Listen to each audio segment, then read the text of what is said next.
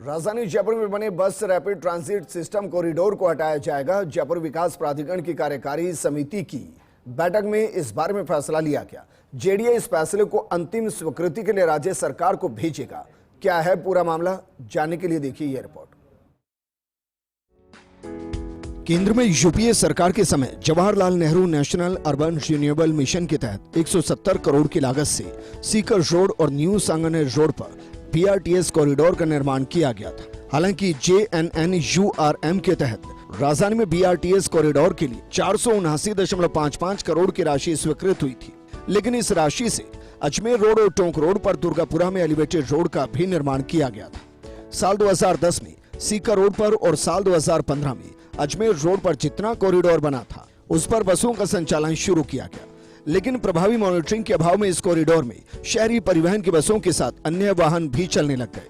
वहीं स्थानीय जन संगठन लंबे समय से इस कॉरिडोर को हटाने की मांग कर रहे हैं। बीआरटीएस का उद्देश्य शहरी सार्वजनिक परिवहन की बसों के लिए अलग कॉरिडोर उपलब्ध करवाना था, ताकि इन बसों में सफर करने वाले लोग अन्य वाहनों की अपेक्षा तीव्र गति और कम समय में गंतव्य तक पहुंच सके। इस योजना के पीछे अहम उद्देश्य सार्वजनिक परिवहन को सुदृढ़ करते हुए सड़क पर यातायात का भार कम करना था। 7.1 किलोमीटर लंबाई में सीकर रोड पर एक्सप्रेस वे से अंबाबाड़ी तक और 9 किलोमीटर लंबाई में अजमेर रोड से किसान धर्म काटा होते हुए new Sanganer road P2 bypass तिराहा तक कॉरिडोर बनाया गया। Jaipur city transport services limited की तरफ से इस कॉरिडोर पर पर्याप्त संख्या में बसें नहीं चलाई गई। वाकई एक बीआरटीएस व्यवस्था में यात्रियों को जो सुविधाएं मिलनी चाहिए, जैसे पैदल चलने वालों को सुविधा, यात्रियों के लिए ऑफ बोर्ड टिकटिंग की सुविधा, इंटेलिजेंट ट्रैफिक मैनेजमेंट सिस्टम और पूरे सिस्टम के लिए कंट्रोल रूम आदि JECTSL की तरफ से विकसित नहीं किए गए। सड़क की जगह घिरने और अन्य वाहन के लिए कम स्थान उपलब्ध होने के चलते इस सिस्टम की आलोचना होने लगी। 20 अगस्त 2009 को राज्य सरकार ने फैसला किया कि 50 से ज्यादा चौड़ी सड़क पर ही बीआरटीएस कॉरिडोर बनाया जाएगा। मौजूदा सरकार में केंद्रीय सड़क अनुसंधान संगठन से बीआरटीएस को लेकर स्टडी करवाई गई। CRRI ने स्टडी रिपोर्ट जेडीए को सौंप दी है। इस रिपोर्ट के आधार पर ही फैसला किया जाना था कि बीआरटीएस कॉरिडोर हटाया जाए या नहीं।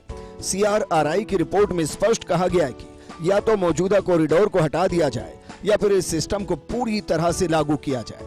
जेडीए आयुक्त आनंदी की अध्यक्षता में जेडीए की कार्यकारी समिति की बैठक हुई। बैठक में बीआरटीएस कॉरिडोर हटाने या नहीं हटाने को लेकर विचार विमर्श किया गया और इस कॉरिडोर को हटाने का फैसला किया गया। हालांकि जानकार सूत्रों के अनुसार राज्य सरकार भी बीआरटीएस कॉरिडोर को रखने के मूड में नहीं बताई जा रही। फैसले में किन परिस्थितियों को बनाया आधार? वर्तमान में NHAI ने जयपुर अजमेर दिशा में 200 फीट बाईपास जंक्शन पर अंडरपास बनाने का प्रस्ताव रखा है। इससे लगभग 1 किलोमीटर में कॉरिडोर खत्म हो जाएगा। झोटवाड़ा आरओबी के निर्माण के परिणाम स्वरूप पानीपेट से राव शेखा सर्किल तक का कॉरिडोर समाप्त हो जाएगा। NHAI ने सीकर रोड सी जोन बाईपास पर अंडरपास का प्रस्ताव दिया है। इसके परिणाम स्वरूप सीकर रोड पर 1.2 किलोमीटर लंबाई में कॉरिडोर को खत्म करना पड़ेगा। राज्य सरकार के संशोधित बजट 2024-25 में विद्याधर नगर तक मेट्रो के DPR की घोषणा की गई। उक्त समस्त परिस्थितियों को दृष्टिगत रखते हुए बीआरटीएस कॉरिडोर को हटाने का जेडीए ने फैसला लिया है।